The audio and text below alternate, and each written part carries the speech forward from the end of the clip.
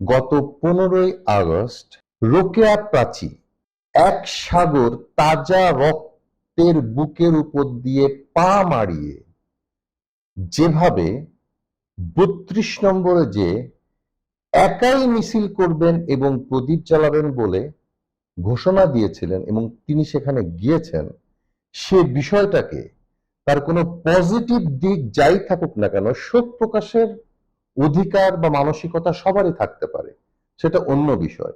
কিন্তু আমি একটা প্রশ্ন করতে চাই, রোকেয়া প্রাচী, আপনি কি মহান ব্যক্তিত্ব এবং যে সুবিশাল একটা দেশপ্রেম ধারণ করতেন সেই শেখ মুজিবুর রহমানকে কোনদিন চোখে দেখেছেন?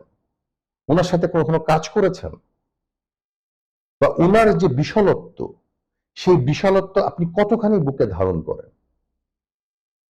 আপনি যে এক সাগর তাজা রক্তকে মারিয়ে আপনি যে গেলেন, 32 নম্বরে যে শোক পালন করতে গেলেন, এটাকে আমি একটা খুব সহজ এবং খুব সাবলীল বাংলা, একটা ঢং বা আধিক্যতা ছাড়া অন্য কিছুই মনে করতে পারি না।